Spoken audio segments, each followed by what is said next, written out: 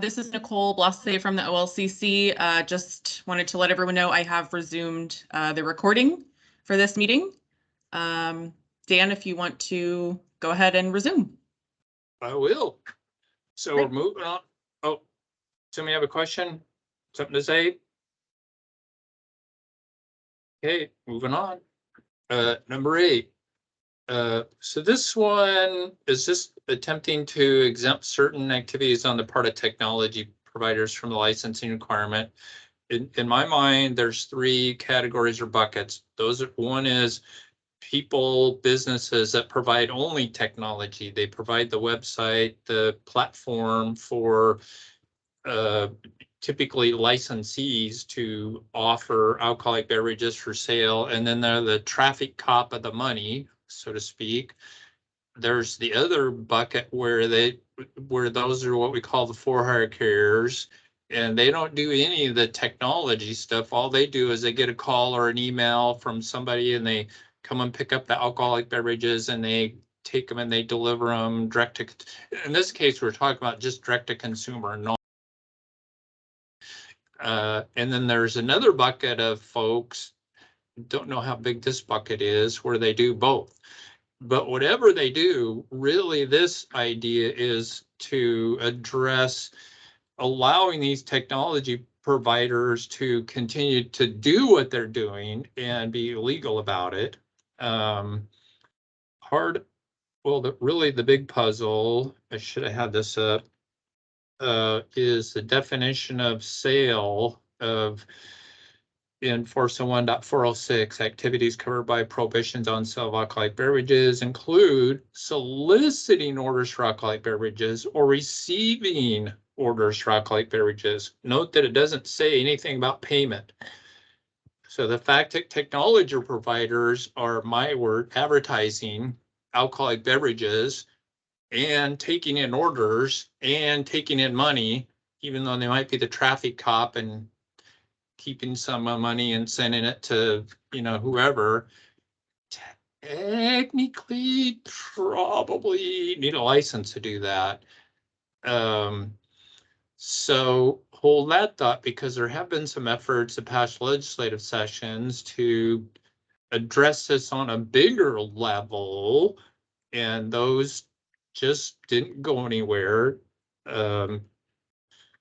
But despite that, this is our hope at allowing these technology providers, not the for-hire carriers, because they have another rule and we're not proposing to change that rule at all. Just the technology providers, allow them to provide this technology, provided all the pieces in this rule fit and apply. So it's a brand new idea. It's been through the grinder with staff for many years and over and over and over again. Talk about not sure we've reached perfection. I don't know. I like it. I think it'll work. But with that said, I'm interested to hear if you all have any comments or perspectives.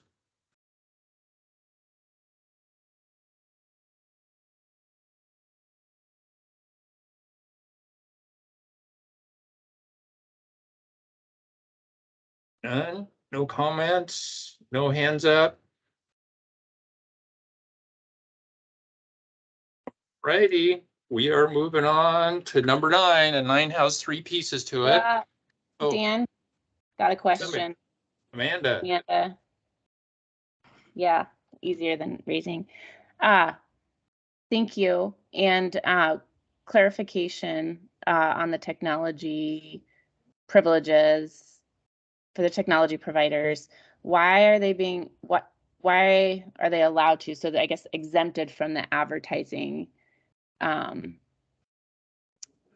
piece to final consumers. Is that how I'm reading that? They're exempt from other advertising restrictions that licensees may have, and they're allowed to advertise even though they're just the technology. They're not licensed, they're not permitted. I know they're not for hired carriers. I'm trying to connect on what you're asking. but maybe I'll answer this and maybe this works. So Okay. we have administrative authority over licensees and permittees, and we don't have administrative authority over people that aren't. And part of the effort in the past legislative sessions was to bring these people into our arena, make them get a license or permit, and then we would have administrative authority over them, but we don't. Maybe it'll happen in the future, but for right now, we don't. So, right, they're gonna be able to advertise alcoholic beverages, and if we need a better word than advertising, solicit or use the words from the statutes, I guess. But ultimately, even if they do that, there's still some requirements that they have to follow. And I thought we put in here that, right, under 5, a licensee, all those people are still going to be responsible for the technology's provider to failure to follow stuff.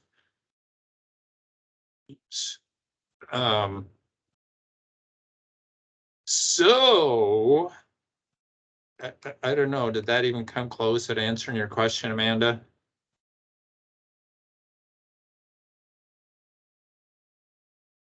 Yeah, it helps. Thank you. I guess I was more questioning, like pinpointing into the advertising alcoholic beverages component of the new rule, and that being allowed as a technology provider.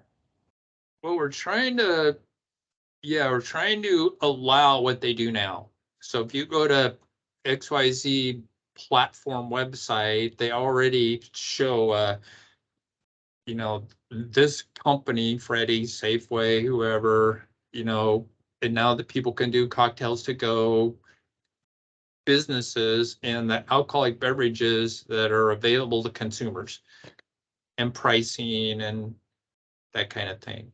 And then right now they take the orders, they take the payment, and they pass it on. Right now, they pass it all on to the licensee. And that's what we're hoping will continue. Right. But just lay down and rule better. So it's intended to be helpful for everybody, but if it's not, that's what this is for, is to figure out if there's a better way to say things. Thank you. I'll let others, I see some hands up, let others get there. Okay, Jeff, I think you're up next. Yeah, I kind of along this point with this concept of the tech providers not being a licensee, even though they're displaying advertisement of the alcohol beverages or displaying advertising that's, if it's not a brand, like maybe it's Freddy's doing an advertisement or something, I hope through the language of the rule and whatever rules are out there that the commission could still go to the licensee that's involved, right? Like the tech provider puts up some ad that is violative of the rules for the advertiser, for the brand itself, right? I think the tech provider here isn't truly the advertiser. It's the brand underneath that is really what the advertisement is for. So hopefully the commission could still go after, whoever, Jeff's Moonshine Company that has a bad ad up there. Yeah, I get it, and that's what we want, but then when you look at it I gotta wear my hat from the guy that has to figure out that, because we can't be willy-nilly, we have to have standards and they have to be clear and we have to follow them.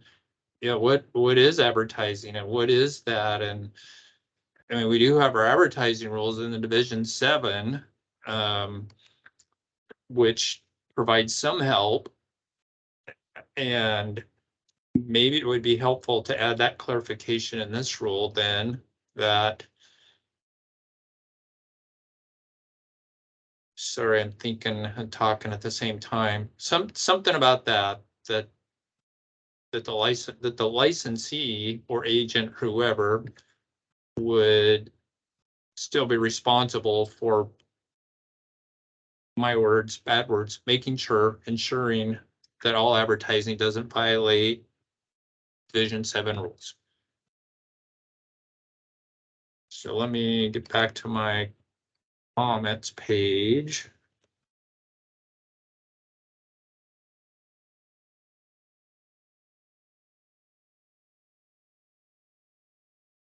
I like that suggestion, Dan.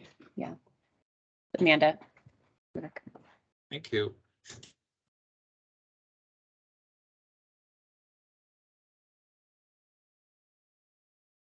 And I have a All right. question. Oh, sorry, Alan, I didn't see your hand up. You can go ahead.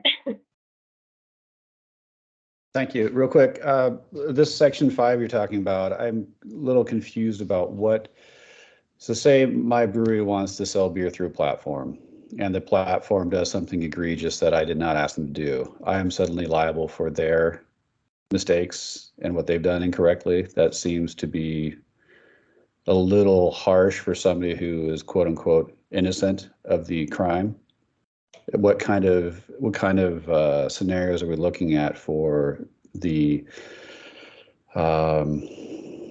internet provider, whoever's working on this, to be breaking rules? What rules are you expecting to be broken, I guess, is my main question. So that's a good question, because that's right. How do I predict the future? That's a huge amount of what I do around here, is try and think about the future and how we're going and how to get there. If we allow this, I'm pretty sure, thinking in the future, that there's going to be some things that aren't going to go right. I don't know what those are, but I'm pretty sure that's going to happen. And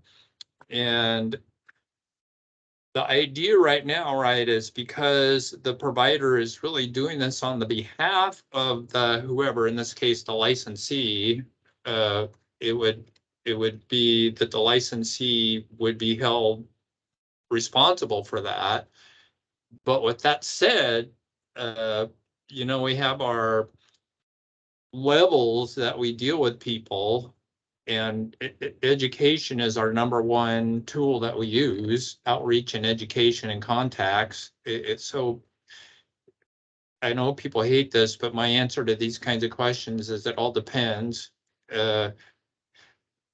If it were, and it's not going to be this, so hopefully I'm giving an example that's way out, but if it was you selling alcohol to a minor, that'd be really bad. And so that would deserve maybe this kind of level of attention from us. But like an advertising violation, while still bad and serious, maybe it's something that could, and I hope fixed is an okay word, fixed by having an educational opportunity with the licensee and maybe even the technology provider. But my experience is that if they're not licensees, they don't pay attention to us. But you know who they pay attention to? You.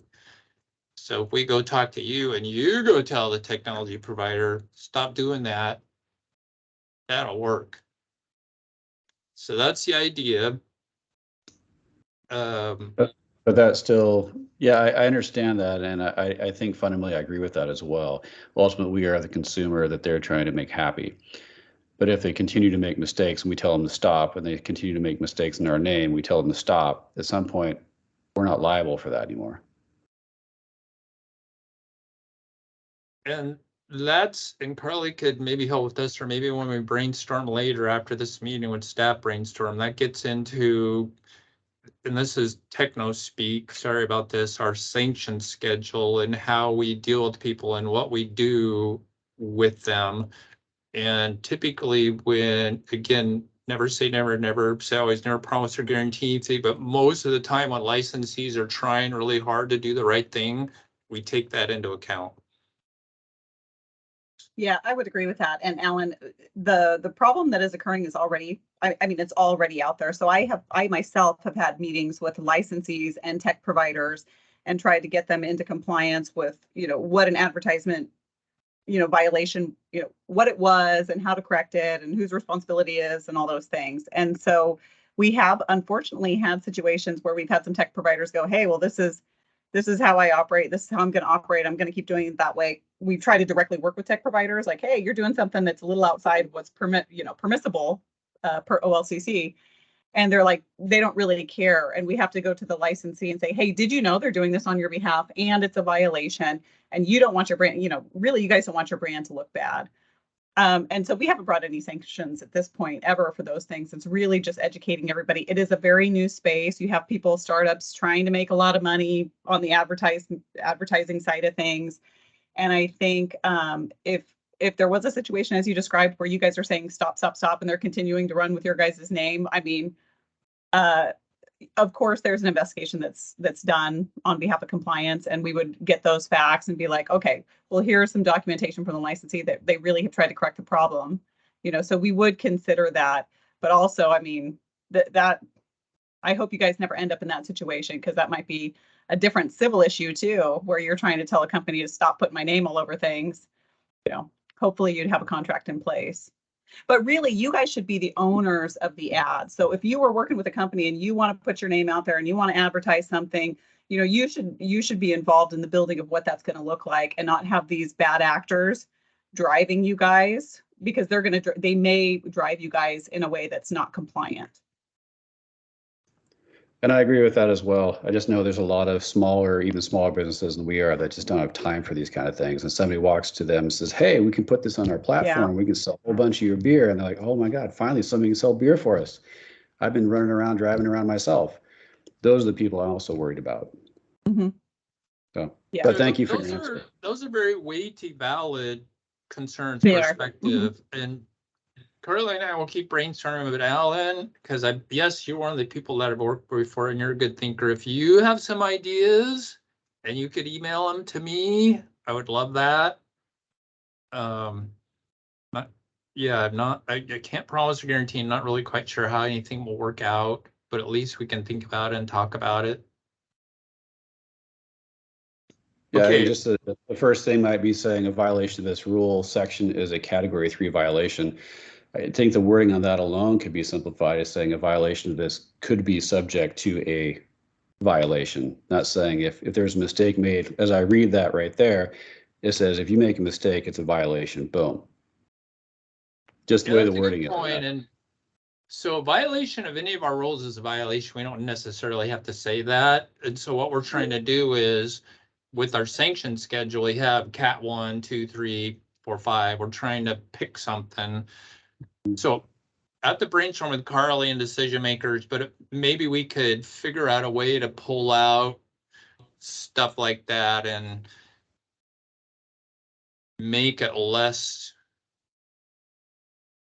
I don't want to promise or guarantee. I don't want to use a word. Dan said you do that. Just make it less than a Cat 3. How about that? Yeah, that was just my concern a little bit there. Yeah, a good concern. Carly, write that on your to-do list. Don't let me forget. Okay, Lindy, I think you're up. Thanks. Amanda put a question in the queue or in the chat as well. Yeah, I was getting to that, but Okay. We can do it now or later. We love Lindy. Well, Amanda's question was easy about would it be feasible to be permitted? Feasible, able, boy, that's a big word, big concept.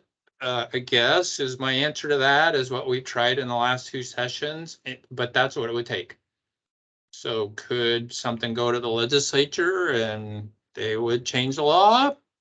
I'm pretty sure I would be all in on that. That I can see big benefits with that, even though maybe the providers wouldn't. But is it feasible? Yes. How feasible? I don't know, honestly. So anyway, Linda, you're up. Yeah, my question is very in alignment with Amanda's. Just what's holding us back from having more accountability for the technology providers? And it sounds like really it's just legislative action. Like we're going to have to take it elsewhere. Yep. But in that case, it's if we know that it could be strengthened, and this rule is essentially saying, hey, we know you're breaking the laws, so we're just trying to make it a little bit like we're putting that into words, basically acknowledging that, then wouldn't it make more sense to not have this rule and go to the legislature and say, hey, we need to hold our technology providers more accountable on X, Y, Z? Yeah, that's a good question for the decision makers. It is a conundrum about, well, then if we hold off on doing anything with rule and put our eggs in the legislation basket based on past performance. Yeah, I don't know. I don't know. But yeah, that's definitely one for decision makers. Well, and if I can add to, we've heard a lot, or at least I have heard a lot from the industry that they want to have some kind of capability to use these tech providers. So I think we're kind of in the middle ground of here's some activity that by statute is prohibited, it's unlawful by these tech providers, but the world is moving in this direction. Industry wants to be able to utilize this, it helps the industry, with their advertising needs. And so we're kind of in the middle of trying to figure out, well, how do we modernize this? How do we get there absent of a statute change? And so you're right. I mean, these problems, we appreciate your guys' thoughts on everything because it's not an easy problem to solve. Absolutely. Yeah. And the technology providers are changing all the time too. It feels like a rapidly evolving side of it. So yeah, it sounds like there's just more work needed on kind of both fronts. So appreciate it. Okay, Jeff, you're up. Yeah, I'll share that looking at a couple of these provisions here about sharing, or says that the person providing tech services doesn't need a license as long as the licensee makes sure, and it goes A, B, C, D, E. One of the services that's being provided out here that's quite common is the sort of payment processing.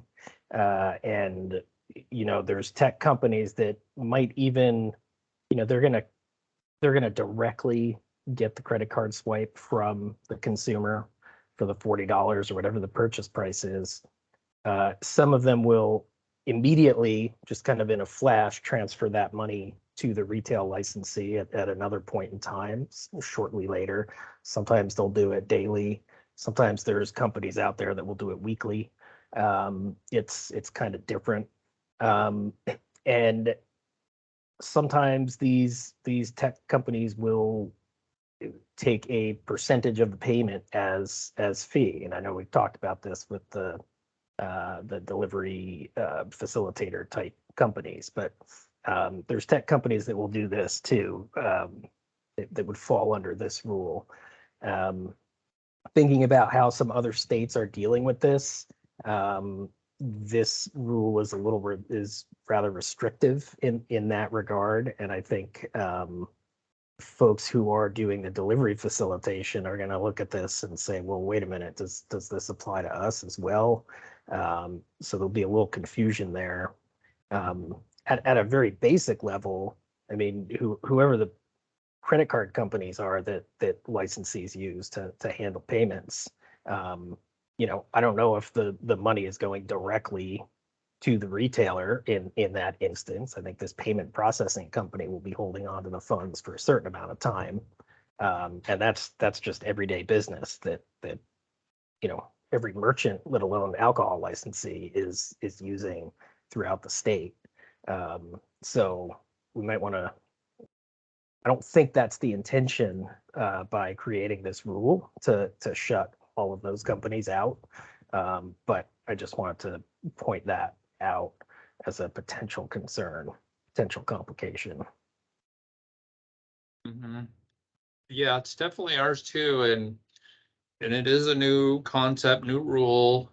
This is based on what maybe few, because there are so many of them, but the big tech companies tell us that they're doing is they're either sending 100% of the money directly to the licensee, or they're charging call it something, a processing fee or whatever.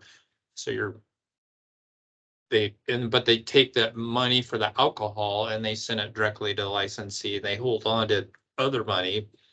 They tell me that it's electronically easy to do and they do it all the time. But right, when you try to predict the future and try and write something that would account for everything, it's, yeah, it just never happens. So, but yeah, and that, ultimately that's, the money is one of the big ones. Like if you're taking the money in, that's, you're selling alcohol. You need a license for that. And the right, and the best way would be to go to the legislature and create something, which is what some of the other states are doing. Oregon. Yeah, I know California's looked at this issue too. They've gave a little bit more of a permissive approach where they sort of evaluate. I mean, it can get frustrating because they basically say, you know, the fees that this third party takes can't be excessive. The licensee has to maintain control over everything.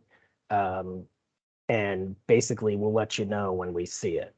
That it's not as prescribed as other rules might be, and it cuts both ways, right? But it leaves open the possibility that, hey, there is a provider out there that's providing a legitimate service, and you know they're collecting the funds, so this poor retailer doesn't have to spend thousands of dollars on a new, you know, online ordering system, and that tech company keeps 5% of the transaction, and it, you know, very quickly within a day or whatever the time limit is, gives the money back to the retail licensee.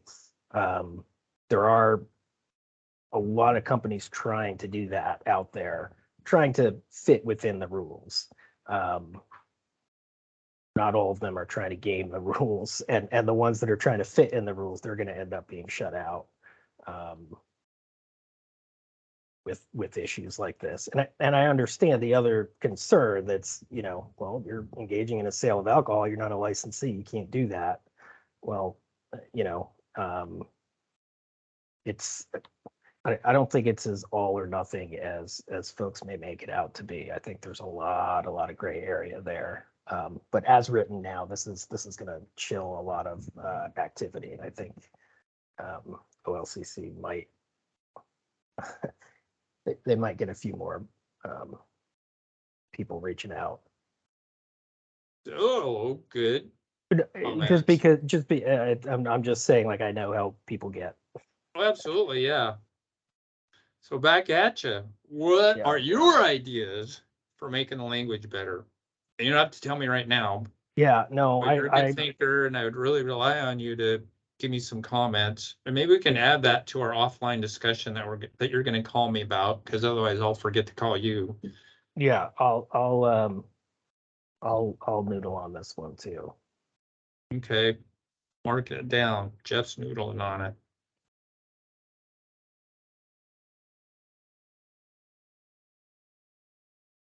And by the way, if anybody else has ideas, I'm all in. Please share.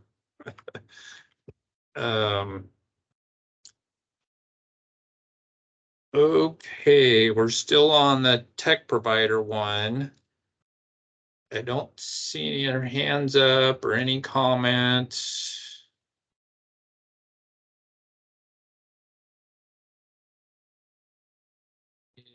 Anybody have anything more on this tech provider one?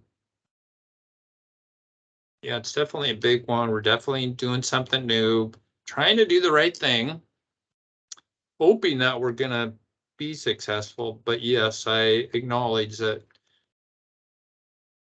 maybe it won't work out, and maybe we'll have to give up on our ask for this time around for this rule. But right, that's Steve, our director, Steve Marks, that'll be his call. Okay, well, I'm moving on to 9A, which is essentially the rule that addresses minor entertainers needs modernization and cleanup. If I could pick a rule that I thought was a slam dunk, it would be this one, but I hope I didn't just jinx us. and this is only when two things, minor entertainer performing in an area prohibited to minors. So minor entertainers that are performing in an area allowed, that where minors are allowed, this does not apply. So this is only minor entertainers in an area prohibited minors, which for years we've allowed. We just need a better way to stuff, have some standards that they would meet and allow us to revoke it if necessary. And that's the meat of the rule, is that we put the basis to revoke it and that have to contribute to serious danger to the health and safety of minors. And then we put some examples in there. To me, like, who would ever argue with that? But trying to be neutral, like maybe someone would not like that idea. So any comments on that one? Comments, questions, suggestions? We super need this one.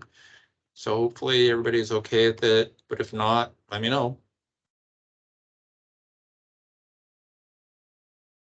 Okay, see any hands? Don't hear anybody. Move it on to 9B.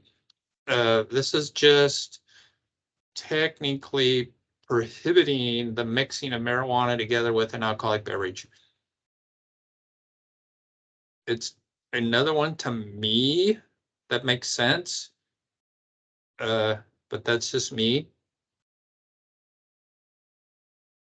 So anybody have any questions on this one? Alan, you've got one. Alan Donnell too. Alan, I think you're first. You go Cool. for it, Alan. I was, you and I talked about CBD and beer a while back, I think it was. And is that going to be included in this provision as well, that CBD will not be allowed in alcoholic beverage? Answer, it all depends. If it's truly CBD and not a marijuana item, not a, what's the new term they use now? In cannabis land, I have to scroll down. Adult use cannabinoid or an industrial hemp commodity. Thank you, government. And I can say that because I'm it. But I did not write that rule. I did not pick those words. But anyway, it would also, if it's truly doesn't fit into that, then you're fine. You're fine with us, and you'd be fine with the TTB, is my understanding. Although I can't, maybe I shouldn't say that. I can't speak for the TTB. I have to check with them. Well, I did speak, somebody had asked us about doing something like this, and TTB had basically said any kind of hemp products requires a formula. The formula has never been approved with THC or CBD. So all of those beers by the TTB are still not legal.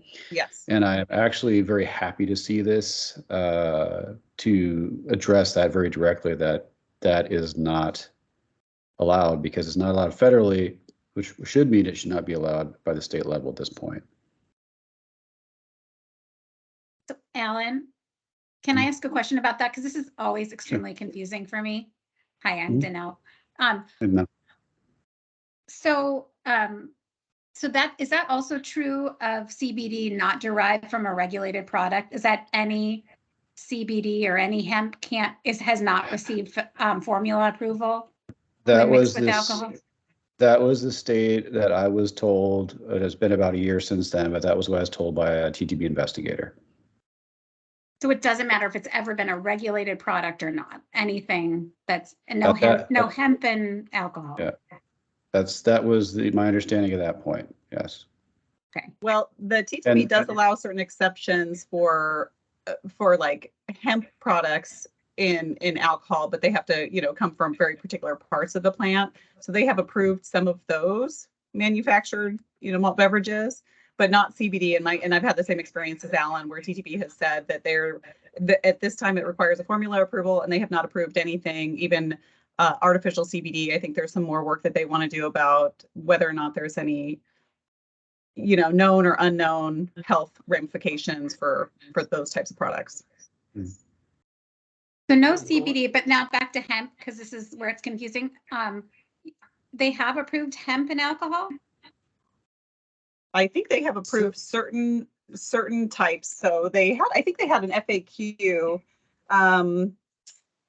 about what was permissible, and I would have to look it up, and I could probably send it to you. We actually had a document here internally for the commission. It's on Or actually, the website. yeah, it's on our website. I was Yeah. collecting the CBD and alcohol manufacturers, and then a separate one, CBD and alcohol wholesalers. It fundamentally goes to whether the additive to the beverage is something that's recognized as safe by the FDA. And I think in certain instances you see the hemp, or is it the hemp seeds? I mean, you can buy hemp seeds as like a food item. So there's some sort of FDA determination that's been made about those ingredients that are okay to use in a beer and a malt beverage. Again, subject to formula approval, because it's a substance that's not normally used in malt beverage manufacturing. It could be hemp seeds, it could be, I don't know. They may require for banana peels, for all I know. It doesn't really matter that it's a cannabinoid, but it's just something that's not used in normal beer making. FDA is going to have to recognize that it's safe to use that in the beverage for the formula to get approved. Okay. And generally, those are applied for and they're generally recognized as safe categories. There's a list by the FDA or the USDA that you can find that list and say these things are generally recognized as safe. You can put that in your formula. But I think they're still walking the line with cannabinoids and THC and saying this is something that's not legal federally, so we don't want to dive into this and start allowing it to be happening. So there's some hemp that's different from industrial hemp commodity, whatever that definition is? I think there's parts of the plant that have probably been approved. Somebody's made a hemp beer out there and TTP's approved it, but there shouldn't be any detectable cannabinoids in it. It's because of the parts of the plant that they were using, and the seeds and wherever else does not contain the CBD.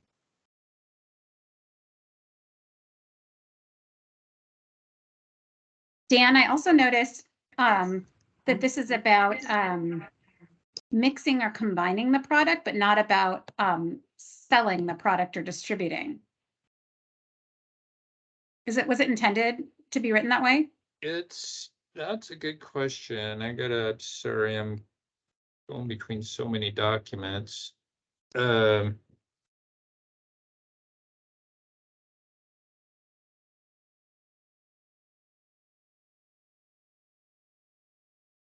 think we thought about that, and it depends on your question, but I think because it says no licensee or permitting or mix or combine, which would be mixing.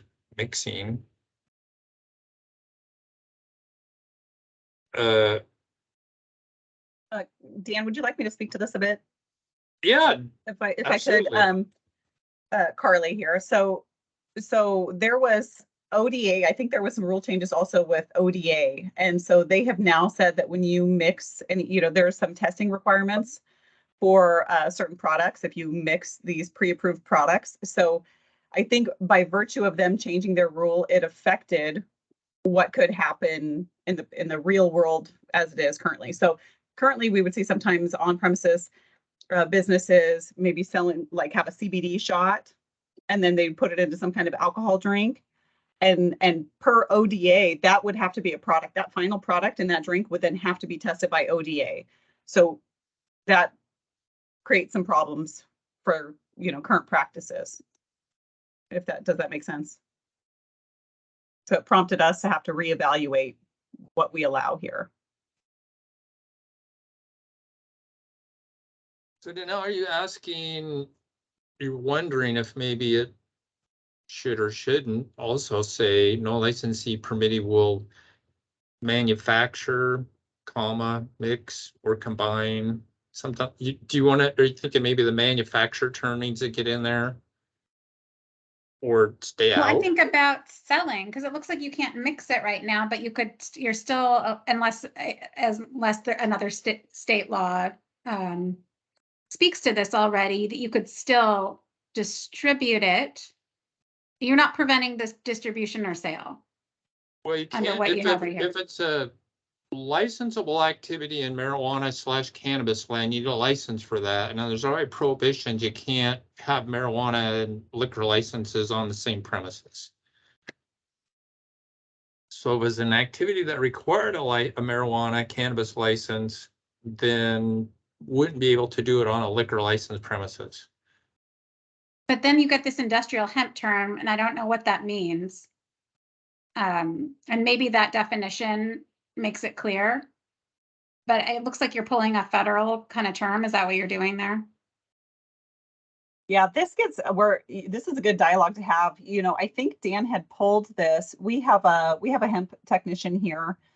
And he deals with a lot of the hemp stuff, but there's been a number of rule changes, as I'm sure some of you guys know, about the level of THC in some of these industrial hemp items.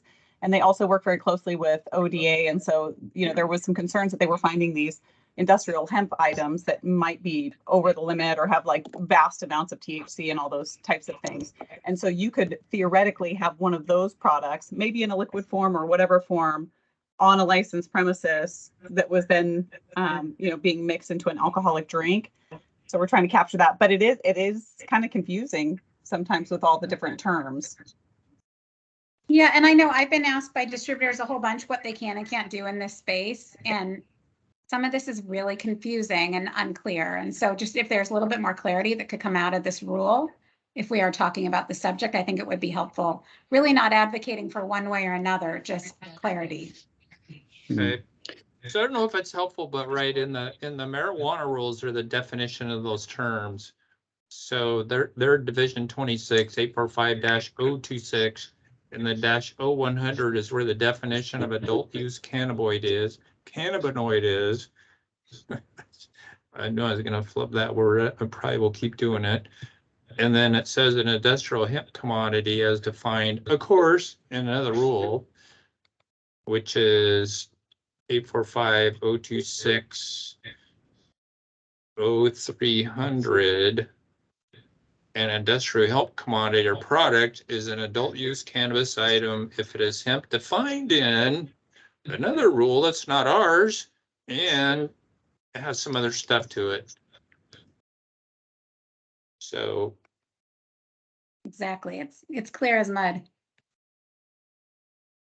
yeah, dang those cannabis marijuana things. I will write a note down and then we'll definitely be in contact with you some more to figure this out better.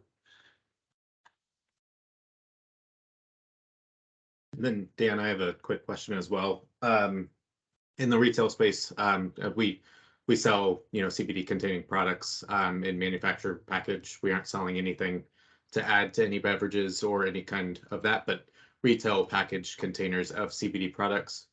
We've gone to carding all of those for 21 and over, no matter what, just as a general practice for our company, due to the recent rules from the other OLCC side. Are there any, I guess, considerations for that where we are selling CBD containing items that we have deemed as adult use, 21 and over, at the same location that we are having limited sales on the premises? I understand your question. That is a good question. And I cannot answer that question. That's our cannabis marijuana folks. Yeah, so, go ahead. I would just advocate that. I mean, it's not something that we are proposing adding or mixing in any manner. You know, it's something that we're selling in the package container for retail sale to take home and use, not use on site. So, you know, I'd advocate that it wouldn't be affected by this, or in any means that, you know, it's not mixing at the location that we're selling it, but that it should be considered when we're talking about selling those at the same, you know, licensed facility. Yeah, I think. Sorry, I was just gonna say I dropped a couple things in the chat for alcohol for sale at retail regarding CBD and alcohol. There's a fact sheet that has some information, and then a link to our page that has a couple other documents and guidance regarding CBD and alcohol. So I think those might be helpful in some of that. And I think part of it turns on is the CBD something that's not, and I don't know the answer to this, is it something that's not I got to get back to the rule, not an adult use cannabinoid or an industrial hemp commodity? Because I think if it is, then you can't sell them. You need a license. But if they're not, I think that you can sell them. Now, whether they can be mixed together, that's a different issue. But Kevin, I think you're just asking is, can we just keep selling them? Let me get back to my other page. Sorry. I will I'll look into it and I will email you. Yeah, Thank you. it's confusing, and maybe we can even I think there might be at the bottom of the document that Meredith sent, maybe there's not who to contact. There should be an email address to reach, and you might be able to speak directly to the hemp technician because he's the big brain on all that. Yeah, instead of taking me out of the loop. Yes. Yeah, and we were in communication with them when the rule came out, and according to our CBD sales, but it never was in the context of having the alcohol sales on the same premise. So it was more just, I guess, if we're having rules in place that are referencing that, just, I guess, making sure that we're still able to continue selling those products as is within the scope under the other side of the OLCC, but at the same location. Okay. But just for my peace of mind, I will, I promise or guarantee anything, hope I can find you a tech person to connect you with. Just to be, and it's not me, it'd be somebody in cannabis, marijuana land. Everybody's writing comments in here. Okay, great. Okay, so does anybody else have anything more on this rule?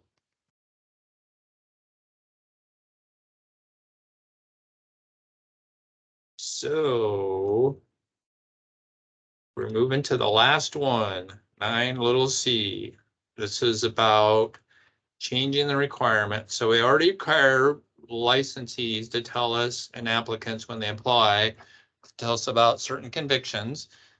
And then after they get licensed, the requirement is that renewal time, and licensees renew their license once a year.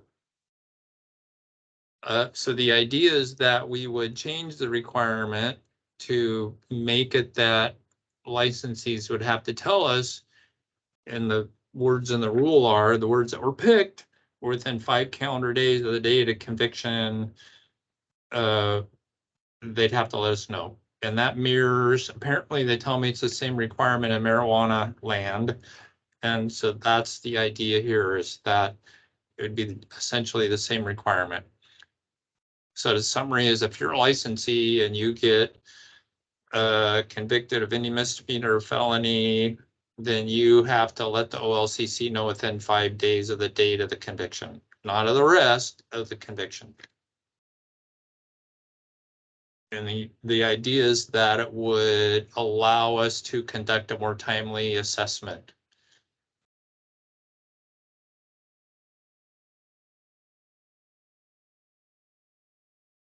Any comments on that one?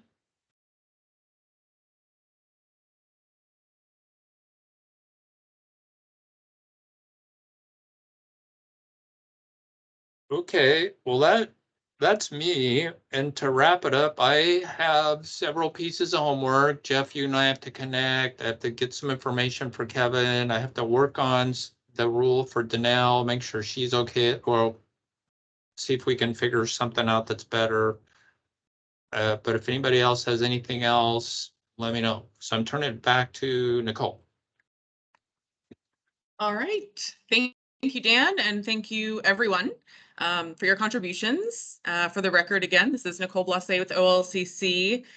This time, we will move on to the Fiscal Impact Statement and Public Health and Safety Questionnaire that you should have received with your meeting materials.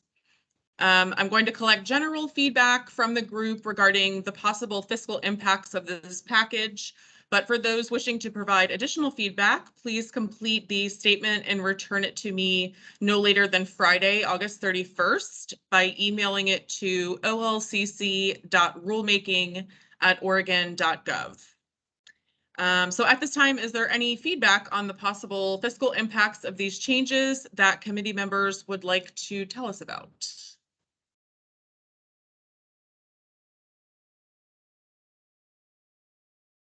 No, going once. Okay. Again, I'll put the email here in the chat, olcc.rulemaking@oregon.gov. If you go back and look at the form and think you might have some additional feedback, please send that over to me. So that is it for today. On behalf of the OLCC, I want to thank our panelists today for providing their expertise on these issues. A notice of public hearing will be issued in the coming months, which will allow for interested parties to provide testimony or submit written comments. And that is all for today. So thank you so much for participating and have a great afternoon.